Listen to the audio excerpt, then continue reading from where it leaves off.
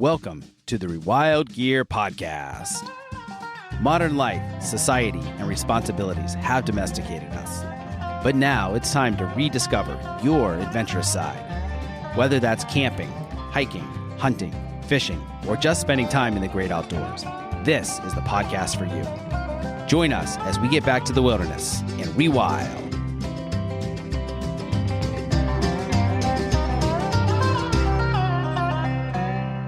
Welcome to the Rewild Gear Podcast. I'm here today with Brad Brooks, who is the owner and general manager of Argali Outdoors, a backcountry hunting gear and equipment company. Brad is an adventure, conservation, and family man that hails from Boise, Idaho.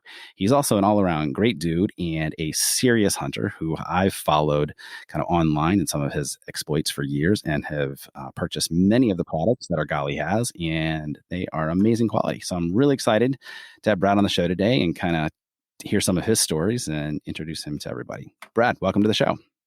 Yeah, thanks for having me on, Seth. Totally.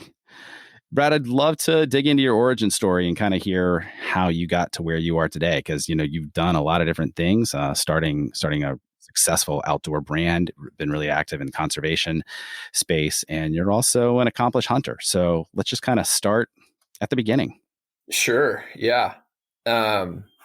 It's kind of hard to know where to start, man, because I don't, my life plan has never been to own a gear company or to be in the hunting industry. It wasn't something that was planned out. It feels like a consequence of sort of cascading events. But it's a happy coincidence. Usually how things work out. Yeah. Yeah. There was never any intent, even 5 years ago to be where I'm at today. But I'm thrilled with where I'm at, and I'm very happy with how things have turned out. So let me just start with I don't know how far back you want me to go, but I can give you the story of the hunting company and how we got here, if that's where you want to start. Yeah. What were you doing before starting Argali? Yeah. So my background is in my training, I should say, is in environmental economics. And I've spent years working for public lands conservation. And that was very intentional. When I left college, I honestly didn't know what I wanted to do. I've always been drawn to the allure of big, wild places. Wilderness has played a key role in my life, in what I do and what I value. And after I left college, I got a job with the Forest Service working up in the mountains of central Idaho, Sawtooth National Forest, Sawtooth Wilderness.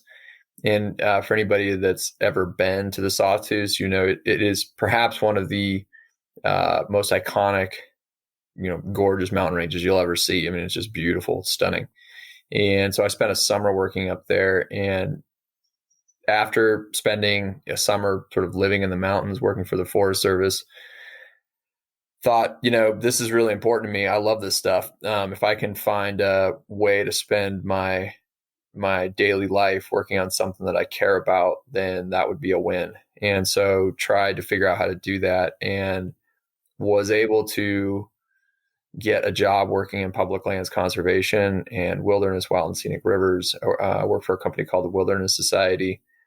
And again, it was one of those situations where it is very difficult to get a job in that field, because there are just a lot of people that want to do it and not a lot of job opportunities. But somehow I kind of stumbled into it and was fortunate enough to spend 15 years or so doing that kind of work. And I loved it. I still love it. I'm passionate about it. Being able to work on protecting places that other, future generations and other people will be able to use and enjoy in the future is incredibly rewarding. And it gave me, I think, a sense of purpose. So anyways, that was kind of my story prior to Argali, and kind of how I spent my personal time. Yeah. So it sounds like you have had a passion for nature and the outdoors for years. I'd like to dive into that a little bit more. And can you tell me, where did that love come from? Because it sounds like it was ingrained from a very early age. Yeah, I usually, I've been asked that before, and I think my answer is I don't really know. I don't feel like I had a choice though. It was clear from an early age that that was who I was and something that was really important to me. My dad is the one who got me into hunting, and we spent sort of stereotypical childhood spent hunting and fishing, I imagine. But he's from the Midwest. My dad's not a Western guy, so he's from Wisconsin. And so growing up, our hunting experiences were not on horses packing into country. It was more your Midwest whitetail type experience. We would have car camp and day hunt. We would hunt, we would hunt elk like you would hunt whitetails. So we do elk drives or things that fairly uncommon tactics now, but we spent a lot of time outside hunting and fishing. We would do, as a kid, we didn't necessarily have a lot of money, but we would travel all over the place and camp and fish. And that was, yeah. Anyway, so I spent a lot of time outside, and there was something, I can't remember, how old I was, but it was probably in high school era where I found backpacking. Again, it's not something my parents sort of taught me how to do, but I really wanted to do it.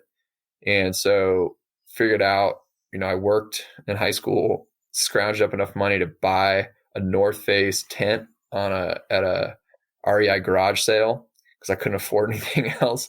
That tent was a 3-person tent and weighed almost 7 pounds. And I thought it was a fantastic backpacking tent.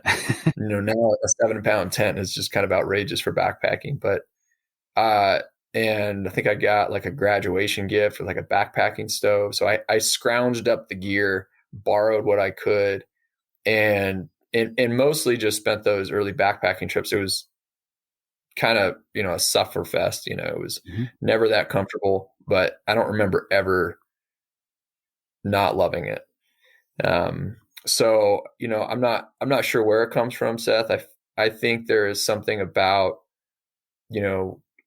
people experience in big wild country that is sort of like a gateway drug. Rarely have I seen, somebody who goes out into, big, beautiful country and doesn't feel some sort of connection or pull to it. And I don't care who you are or where you're from. I think it's something that is part of the human psyche, and we all are drawn to it in some way, or at least find some appeal in it. Doesn't mean that everybody wants to go backpacking, but I think that there is something inherent in just people that draws them to it. And for me, it was clear, from a high school age on that those places were really important to me. And I'd say, even back then, I recognized that the value of wild country, there was something that was centering about it. Even today, we had a hard time scheduling this podcast because of me. My life is so scheduled out, and I work all the time. It feels like the only place that I can go to escape and sort of recenter my brain and my mind is in wild country. So it, started back then. I certainly, growing up didn't have the same, real world adult responsibilities that I have today, but there's little doubt that has been a through line for my entire life about why wild country is important. That makes sense. Yeah. And I found that is the same with a lot of other people and a lot of other guests that I've interviewed. There's always just there's this draw to nature, to the outdoors, to the wild. And, trying to define that, what it is can be really challenging. Just because it's something innate, because it goes back to our roots when, we lived under the stars and in the woods, and not just in the domesticated life in which we live. Yeah. Yeah, I'd agree. Yeah. Let's get into how you got started creating Argali. So you were doing some hunts and working in the conservation space. So how do you jump from that into becoming an entrepreneur and a business owner? Because it sounds like that wasn't how you grew up necessarily. No, it wasn't. Business has always been an interest of mine. Even though my undergraduate degree was in environmental economics, I ended up getting an MBA along the way just because I was interested in business. I don't really advertise that because it sounds like there's something about, telling people that you have an MBA that comes across the wrong way. And I have dabbled in different businesses over the years, so it's not like this was my first attempt at running a business. Let's hear about some of the early ones. Well, if you want to go way back, yeah, I was a little bit of a hustler back in high school. I had a lawn mowing business. We had a snow shoveling business. So, there were some of the early ones, which actually made a surprising amount of money for a high school kid. And then, there were I had at one point in time, a rock climbing website that I had dabbled around with playing, which was I don't really know what the business strategy was there, to be honest with you, in hindsight, but there was something about creating a site that we could, sell ad space on. Sure. That had, yeah. So, and those were kind of I'd say those. And then there were, some other, Argali was originally, well, let me go way back. So in 2010, Argali was originally envisioned as a clothing company. So when I was getting my MBA, this is before I knew about First Light, before Kuiu was on the scene, before, Sitka was barely around. And I had what I thought was original idea of taking some of the technical designs from clothes that I was wearing at the time, which was largely Patagonia, some North Face pieces, and trying to make a merino wool base layer company with some outer layer pieces. In hindsight, that's exactly what some other companies were doing at the exact same time. I live in Idaho. I literally didn't know that First Light existed, and they were in Ketchum at the time. They were a small company that was really not on anybody's that I knew of's radar. I didn't know anybody that was wearing First Light at the time. The challenge, building a clothing business is difficult, and at the time, I really had no experience. I was young, still young, right? So, but I was really young at the time, and it was hard to sort of piece together, figuring out how to build a clothing business. But I actually made quite a bit of progress. We had some designs. We had a supplier in New Zealand for the merino. Mm-hmm. My biggest constraint at the time was capital. I just didn't know how to get the capital I needed to start that business. And it was a capital intensive endeavor when you're starting a clothing company. Yeah. And ultimately it was all the different sizing and the variations and all of that. Yeah. Yeah. I mean, it's hard to start a clothing brand, I would say, unless you have a few $100,000 mm-hmm. in capital to get started. And, not having that laying around and not having access to that through, family and friends, my options were to mortgage my house. And at the time I got married in 2010, and I didn't feel at the time like it was a really good way for my wife and I to start our life together, of me mortgaging our house to the hilt and Sure. on this bet. Now, I don't know how to describe it, to say that like where I'm at now, I have a pretty good sense of what risks I want to take. At the time, it felt like more risk than I wanted to bite off. Sure. And, if there's one thing that, any business owner can understand, it's that, every day you're calculating risk and making risk assessments, whether that's financial or otherwise. And I don't think at that point in my life, I really understood what risks were worth taking and which ones weren't. It was too much risk for me at the time. So I shelved the idea. I still have my designs, I still have my camo pattern that I developed, which, I actually looked at about 6 months ago. Mm-hmm. I don't know how I was sifting through some of my old files, and I was like, that's still a pretty good looking camo pattern. I think that would hold up today.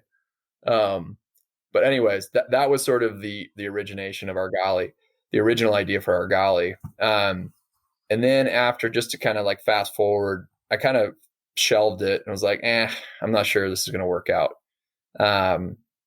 About 5 years later, my now business partner and I were, talking about hunting media and content, and how the content at the time, which again, I'm not sure if people really remember back. But it was largely, hunting content was largely a TV driven enterprise. Yeah. Sportsman channel, outdoor channel. That's where hunting content was largely being consumed.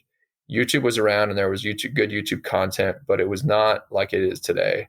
It's exploded. And, so there was no business. Like, we just wanted to make a film that was sort of capturing what was important to us about hunting. And that was really, connection to place and connection to wild places. So we made a film, and that film, that was it. There was no business. It was, we want to make a piece of content and tell a story. And that's all there was. And we tried to sell, came up with a pitch and tried to sell it to some companies. Not sell the film, but sell the idea to see if it resonated, if sort of the basis for what we were trying to do had appeal. And in some ways, that was a calculated test to see if this idea for Argali was something that other people found interest in. And that's kind of how we got our start. Gotcha. Well, that's fascinating. A couple things I want to touch on here. You said something really interesting about how there were all these other companies that were kind of starting around the same time and you were unaware of it. And I've noticed that in a lot of different industries. And even throughout history, we've seen that where people, scientists, inventors, they were working on almost the exact same thing in completely different areas of the world. But it's almost like there was this collective consciousness that it's tying everyone together, where they're all kind of working on very similar things. And I find that absolutely fascinating. Have you thought about that at all? Yes. It also makes me think that it's made me realize that timing is everything in life and in business. Mm-hmm. And I don't know why there were so many. I shouldn't say so many of us, but there were probably 4 companies that I'm aware of that were kind of striving for the same thing at the same time. And some of them no longer exist, but the ones that have survived, First Light, Kuiu, and Sitka are probably the biggest 3 that come to my mind. I think the folks who started that company they all had the same sort of a similar idea right around the same time, sort of came to this realization. I imagine there were a lot of other people who had the same thought and the same idea. The difference is, as you and I well know, Seth, that when it comes to building a business, an idea is one thing, but having the understanding of how to take your idea and turn it into something tangible, whole other set of skills, right? Yes. So I don't even know that it was, just a few people. I imagine there were a lot of people who had the idea of taking technical clothing and bringing it to the hunting world. But it is interesting and noteworthy that it sort of there seemed to be these periods of time, just like you mentioned, where it's like, why is it around 2010, all of a sudden there's 3 technical hunting clothing companies? Why not 3 years earlier or 3 years later? I don't know. Or even spread out further, where it was like one started in 2008 and the other one started in 2012 and spread out more. I find that fascinating. I've seen that in a lot of different industries over the years and even historically too. So I don't know what it is, but it's really interesting. Mm-hmm. Brad, where did the name of the company come from? So I know what an Argali is. How did you decide on that? Yeah, there isn't really a super interesting backstory there, Seth. It's just that I liked the symbolism of sheep. Argali was sort of short and sweet and to the point and unique enough. And there's something, sheep are an iconic species. Anybody who's aware, spent time in sheep country knows that, sheep country is rugged, wild, typically fairly desolate. I don't care if you're hunting sheep in North America, Canada, or Middle East. And so there's a symbolism. There's something about sheep in particular in the country they inhabit that was emblematic of what I cared about and what I valued. So that's really kind of how we got where the name came from. Cool. So something else that you had mentioned, or talking about creating the films and when you were getting started. So I believe you're doing that with your brothers and maybe your father as well. Am I correct on that? No, they've all been in our content. That first film I made with my older brother and I, and I try and hunt and bring my brothers into our content Mhm. as much as possible, just because I like hunting with them. But yeah, that first film, my business partner Jason and I made it. My brother was one of the people in the film. Got it. I see. Yeah, because with Yeah. our company, with Rewild Gear, there's four brothers involved, and so I'm always fascinated by family Oh. businesses, and Mhm. when people come together and work together, because there's already that bond, and you already know someone so well, Yeah, and you can trust them, sure. which is great. And our mutual friends and business partners, White River and I, is kind of the same thing. Family owned and all of that. I just hung out with all of them at Blade Show over the weekend, and just establish that relationship even further because we're working together. And I just love family type businesses like that, where it kind of ties together, and especially when it comes to hunting. You're sitting around the fire and drinking bourbon in the evening, or maybe coffee in the morning, and just telling stories about the hunt. So I'd kind of like to hear some of your stories there surrounding that, as spending time with family in the outdoors. Yeah, I mean, I have two brothers. My older brother and I are close in age and grew up hunting together. My younger brother's 4.5 years younger than me, so I'm the middle brother. But yeah, family is important for a lot of reasons. I think it's hard to describe, but it's also something that we have leaned into the familial connection in our content.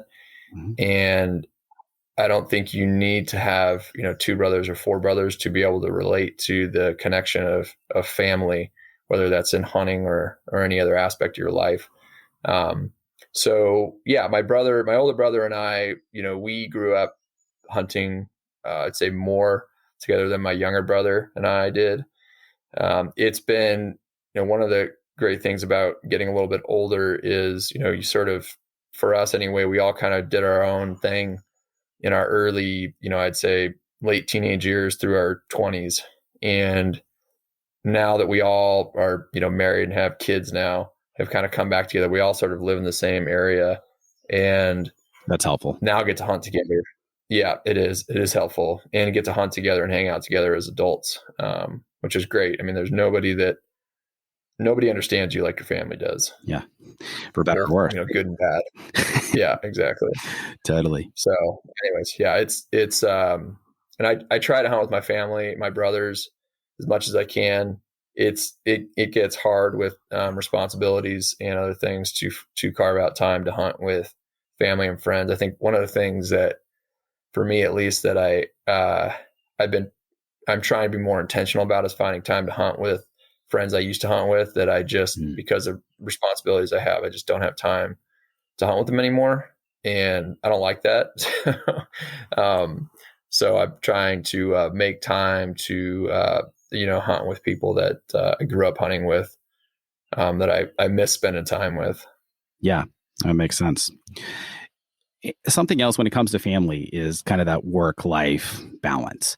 How do you balance all that, with family, with being married, with kids, spending time, on your company, on your business, the conservation efforts, and then spending time hunting and under the stars?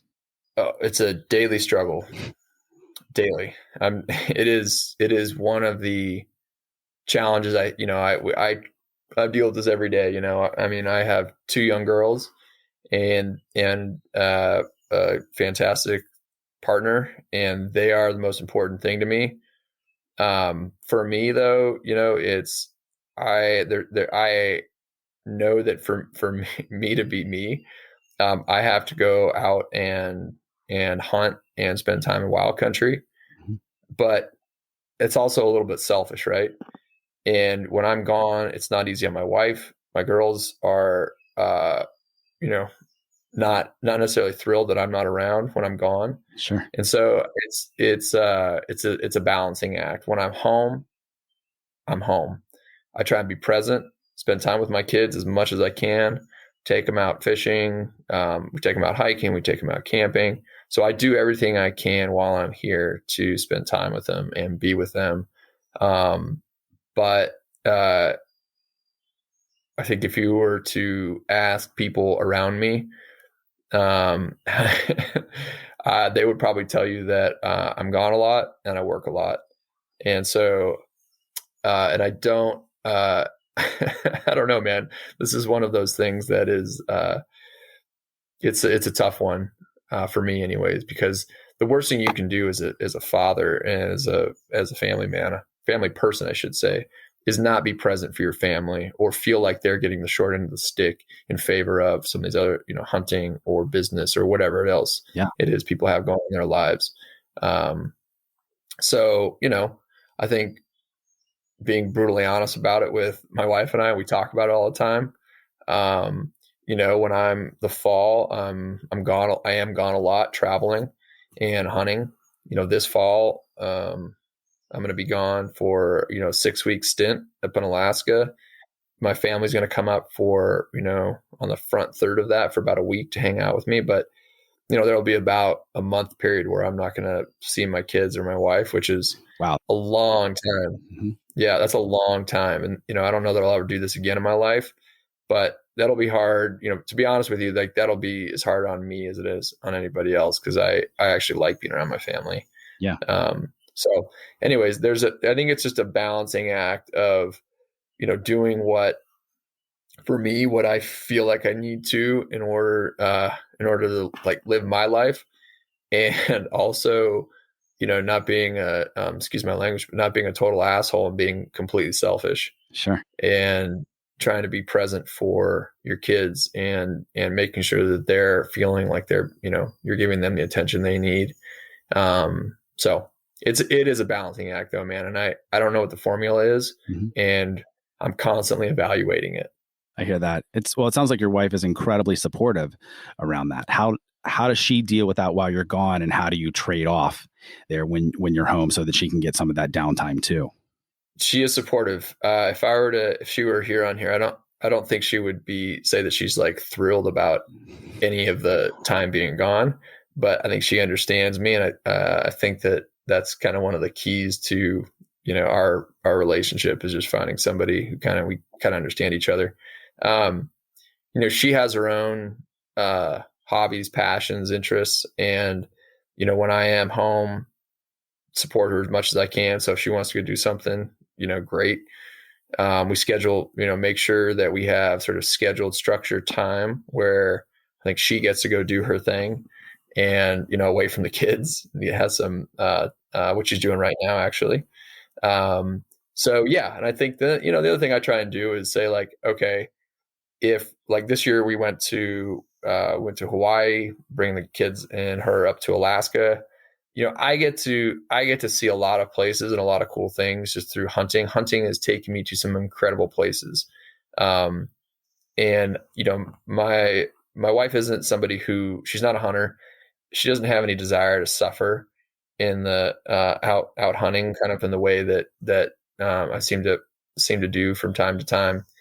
But she does like a pretty cool country. Aren't we? What's that? We're all something of a masochist, aren't we? Yeah. So anyways, but I try and just make time to do family stuff and things that she wants to do. And I'm conscious of, making time for trips and vacations that are things that she wants to do that aren't just like places I want to go. So when it comes to non-hunting trips, I try and make sure that those are largely driven by what she wants to do, not what I want to do. So if that's going to Central America, if that's going to Hawaii, if that's going camping, that's perfect. That's great. So yeah. And I think the trade-off here, or part of it, is that by the things that you're doing, growing a business, building Argali, doing the films, all of those things, some of those marketing efforts, that gives you the ability to take those other trips. So it's like, it's a trade-off. Yeah. Yeah, it's a trade-off. And, my wife now, she works for Argali now full time. So, I mean, there is some, and, that gives her, she runs, she runs all of her customer service. So anybody who has ever, writes in customer service, that's all Angie. She handles all of that. A lot of our logistics, dealer sales, all that kind of stuff. So as a result, she comes from a background in retail and also was a kindergarten teacher, but working for the company gives her some flexibility as well. So it allows us to have some like flexibility in our lives as well. Yeah. No, that makes sense. That's great. And Brad, how many nights a year are you typically spending under the stars, just on average? I haven't counted it up in a while. I probably spent You're making me wonder now. I probably spent at least 75 nights in the tent Wow. last year. Okay. Well, that's Yeah. great. Yeah. It's a lot, but So yeah, it might be more than yeah, some years. Some years it's gone up, it's been higher than that. I can remember years where I've spent, like upwards of 100 nights out, but that was like pre-kids, I don't spend. sure. Yeah. Yeah, got it. So as a company, Argali is taking a very strong conservation stance. So I'd love to dig into that just a little bit as far as, why conservation is so important to you and what you see the biggest threats are today when it comes to protecting our wild spaces, our wild animals, and all of those topics surrounding conservation and environmentalism. Yeah. It's not, for us, the conservation stuff is not a marketing ploy. I mean, that is, it's built into like why we started this. And so, why, like, so anyway, so I don't know I can't remember if your question was why is conservation so important and what the biggest issues are. More what you see the biggest issues today, our biggest threats are, and how you guys are going about helping that. Gotcha. So let me just start with the big, like how we engage in conservation. So we support, financially and with product donations to groups that I consider to be representing hunting and angling interests in conservation sort of across the country. So that's, National Wildlife Federation, Backcountry Hunters and Anglers, TRCP, other groups. We are intentional about the groups we support. I'm also intentional about the groups we don't support too. So we are, we don't just support the groups that, we think might give us a marketing advantage. I support the groups that I think align with our values.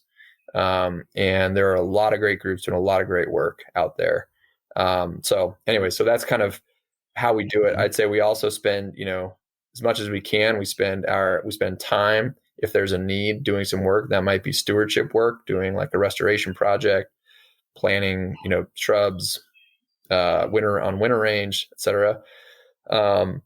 So anyways, let me just circle back. Like biggest threats to our wild country today. Honestly, probably the biggest threat that I see from the hunting and angling community to wild country is lack of interest and understanding that there is a threat. I think that there is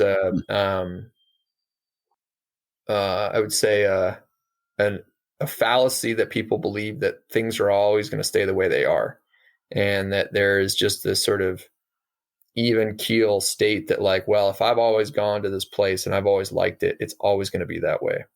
And I think a lack of understanding that the places that if you ever go to a piece of wild country, whether that's wilderness, a national recreation area, a refuge, a wildlife refuge, whatever that is, that place is protected because there were a set of people who understood that in order to have that place be like it is, in perpetuity or into the future, it requires some action and some forward thinking in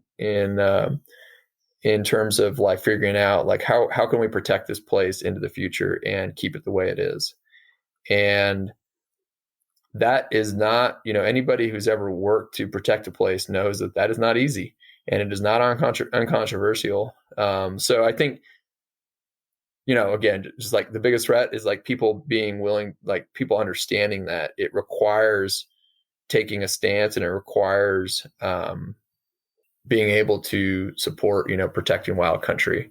And it isn't just going to happen by just like not doing anything. So, and then in terms of like specific threats, they run the gamut. It's typical, sort of like civilized society, intrusions into wild country. So if you think about, Seth, one way to think about it is, back when there was first like westward expansion in the US, right? So like, white people encroaching on what was land that was largely just inhabited by native tribes.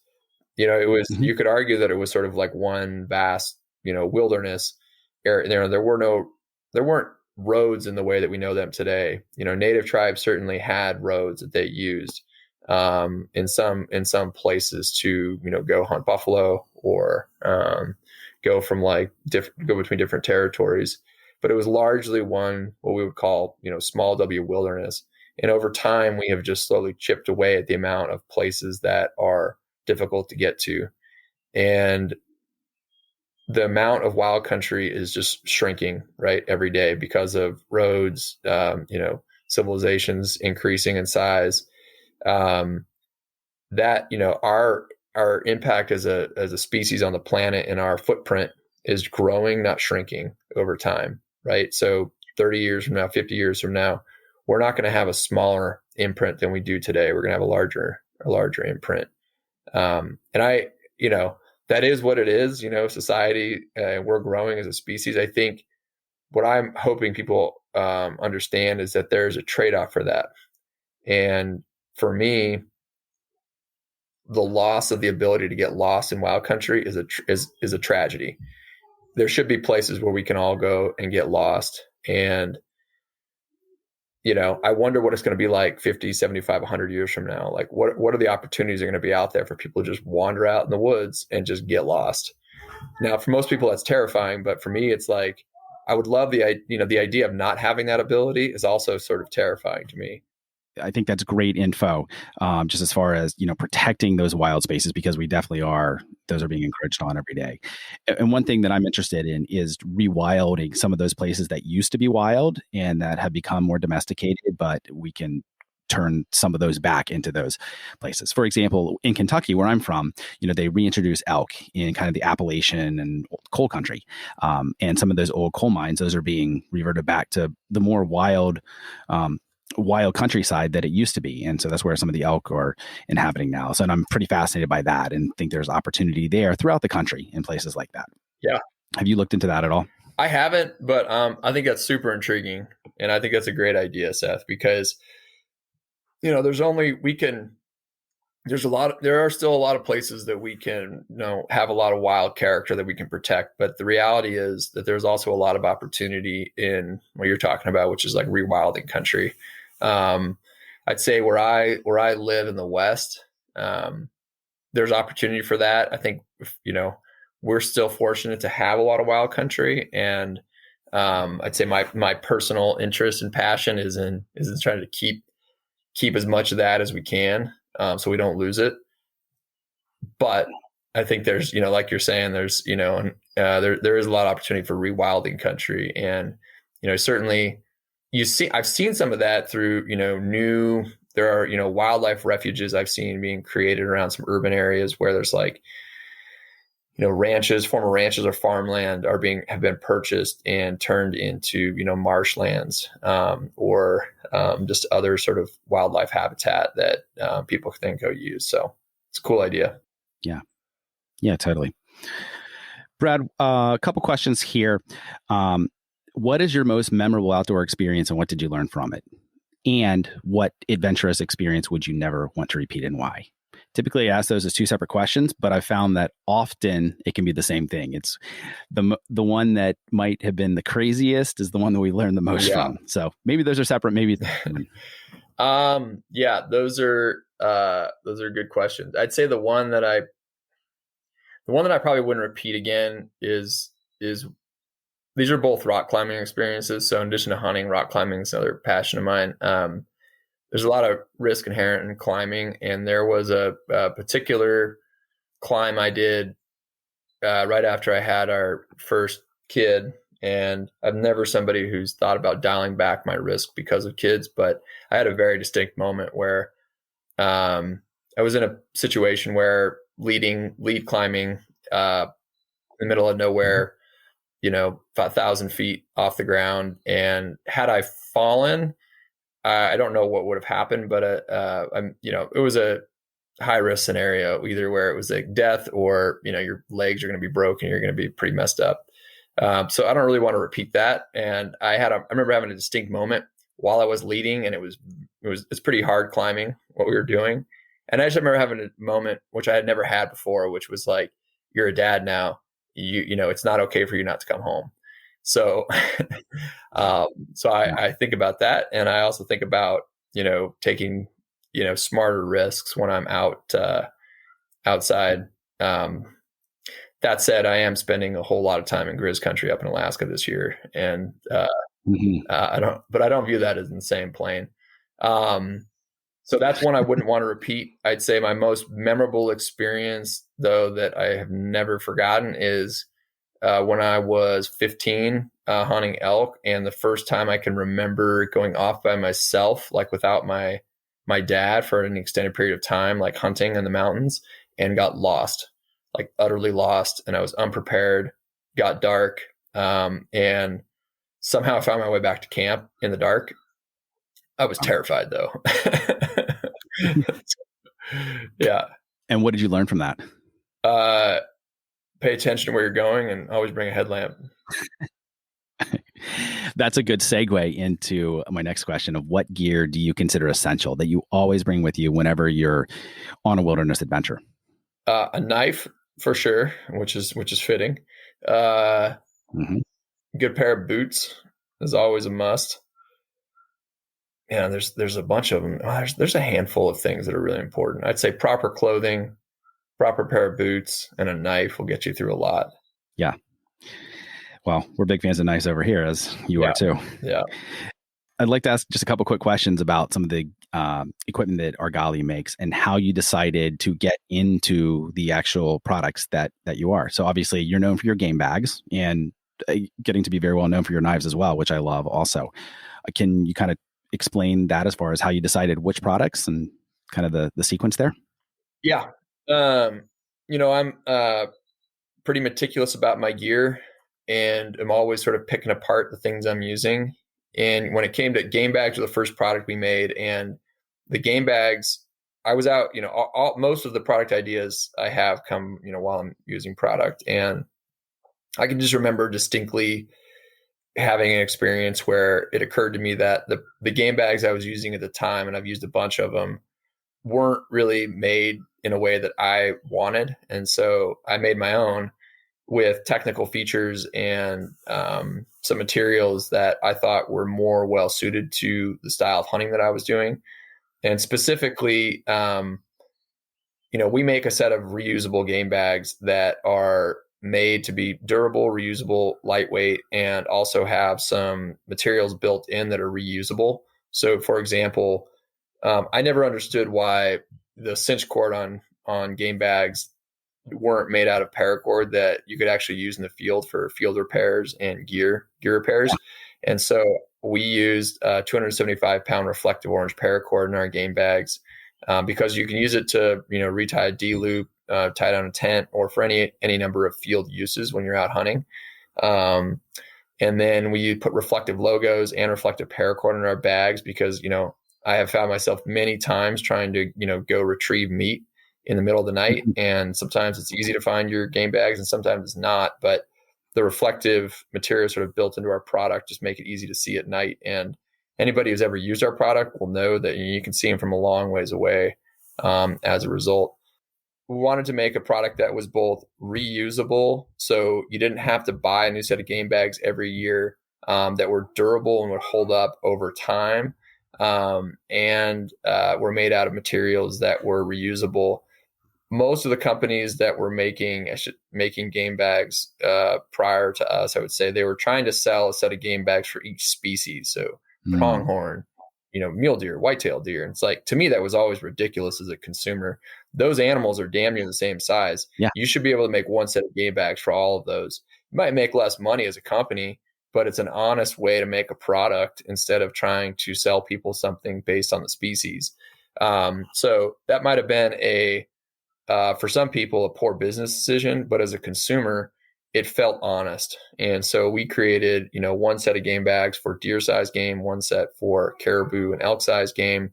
And then we've since added some moose kits, but essentially with 3 sets of game bags that are sized appropriately, you can fit any North American big game animal.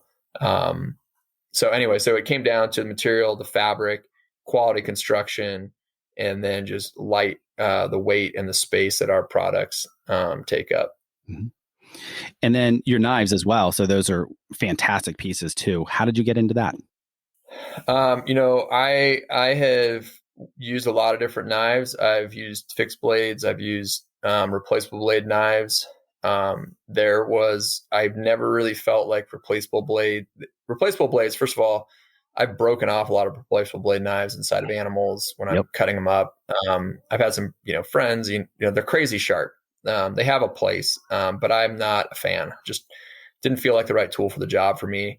The challenge was, as a lightweight hunter and largely as a backpack hunter, I wanted to be able to create a knife that be able to retain an edge through an entire elk. I didn't want to have to carry a knife sharpener with me if I was backpack hunting, if I was carrying a fixed blade knife. So I wanted to create a knife that could achieve that result, and was also the length and the shape of the blade was designed to be sort of the jack of all trades for hunting. I didn't want to, as a user, have to carry multiple fixed blade knives, one for skinning, one for deboning. I wanted one knife that could do everything. And, not that there weren't knives out there that could do that, but they weren't done in the way that I wanted them to be done. And so that was the design idea for our first knife, which is our carbon knife.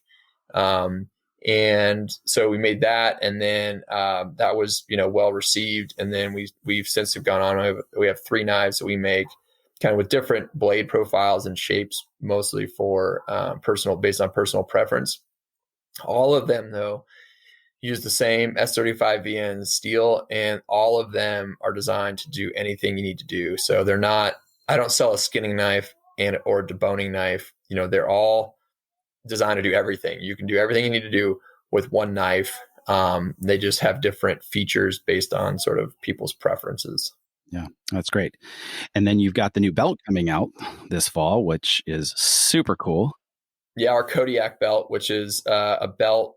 It's a belt and a knife sharpener in one, essentially. So it has it is a belt designed to be, a belt that you would want to wear hunting and backpacking, no matter, even without the knife sharpening features. And that was sort of what I wanted to create was, instead of, we get asked a lot about like which knife sharpener works with your knife in the field. And there are some really good field sharpeners out there. I don't carry a knife sharpener with me because I just don't want to have to carry that extra weight.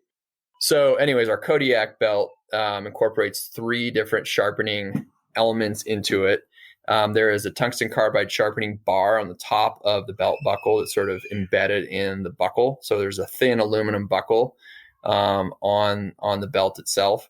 That tungsten carbide bar, which actually works really well as a sharpening element, took a lot of testing to get the sort of chemical components of that tungsten carbide just right, so it was effective as a knife sharpener. That is what most people will use sort of 90% of the time. You can use that to touch up any blade in the field. We also put on the back of the buckle, if you need to reshape your blade, there is an embedded 800 grit diamond grit plate that sort of seats flush with the back of your buckle. And so you can use that as a fairly fine grained diamond grit, but you can use that in the field to reshape your blade. And then the final sharpening implement is a chunk of vegetable tan leather sort of sewn into the side of the belt. So the idea is you can shape, sharpen, or hone any knife, broadhead, or anything else you need to. It works super well. And we did a pre-sale this spring, and that product will actually be in the field here starting in early October. But yeah, really very proud of that product because it took a long time to figure out how to make. I pre-ordered one. I can't wait to try it out. Oh, all right. Glad. Yeah. Super.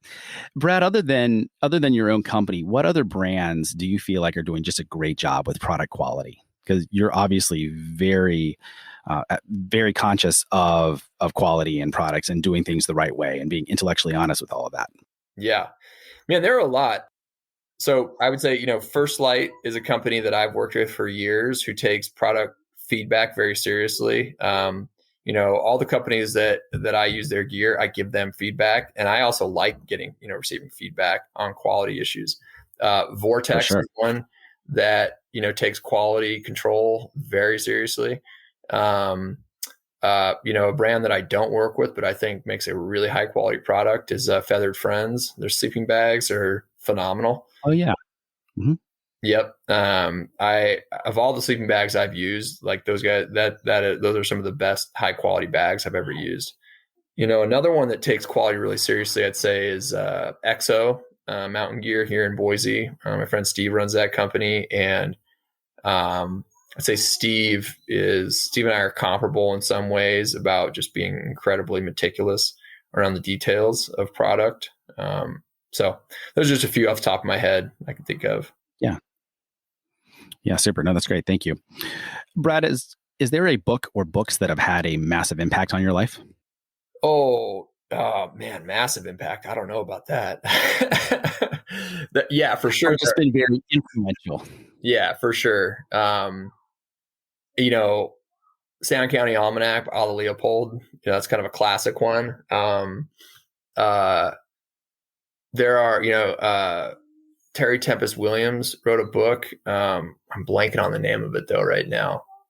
Oh gosh, I can't remember the name of it. But Terry Tempest Williams has a book about the southern Utah desert country that I've read a number of times. That was really important. I tend to read books and kind of remember the idea of what I read, but not remember like sometimes who wrote it, what the title of the book was. So yeah, I'd say some of the books that I take inspiration from really don't have anything to do with like hunting or business. As an example, I'm reading a book right now called Rebel Yell about Stonewall Jackson, and it's on a Civil War era history. I probably won't remember the name of that book, 10 years from now, but I'll tell you one thing I remember is just Stonewall Jackson's management personality and his way of approaching risk. I'll always remember that because I find it very fascinating and a lot of parallels with business. So, yeah, that makes sense. And I find that that's the same for me if I'm reading on a Kindle as opposed to a physical book, because then you kind of lose that visual element of seeing the title, the author, right. The cover, and you're associating it. So if you're reading on a Kindle, that's probably the same, maybe. Yeah. Brad, do you have a favorite podcast? Oh man, that's another great question. I listen to a lot more podcasts in the pre-COVID era because I was, always traveling. So I had a lot of time to listen to podcasts. I think if I had to pick one, I would say Hidden Brain is my favorite. Not familiar. I'm not familiar with that one. Had to check that out. Hidden Brain is social science podcast. It's on NPR. It's really about, I find it to be a fascinating podcast about human nature, and in a lot of different, it covers a wide variety of topics, but there are a lot of parallels in that podcast, interesting topics that can be applied to sort of, personal and business life. And I have, I listen to Meat Eater podcasts as well, like Steve's podcast, but I'd say Hidden Brain is probably my favorite just because it's interesting. Yeah. Great. Brad, what's one final piece of closing advice that you would give to our audience? Figure out something that interests you and in your life, and find something interesting and figure out how to make that your job. Yeah, that's good advice. Thank you. And where can people find you online if they want to learn what you're doing, follow you on social, check out Argali, conservation? Yeah, you can, Argali Official is our Instagram handle. And then our website, argalioutdoors.com, is probably the best way to find us on the internet. Super. Brad, thanks so much for your time today. I'm going to let you get to your kids, and thanks everyone for listening. All right. Yes. Thanks, Seth. I appreciate your patience. Of course. Thanks for listening to the Rewild Gear Podcast. You could check out the show notes for today's episode at rewildgearpodcast.com. If you're ready to spend more time in the wild, our line of high-quality, minimalistic outdoor gear can help you do just that. Check us out at rewildgear.com.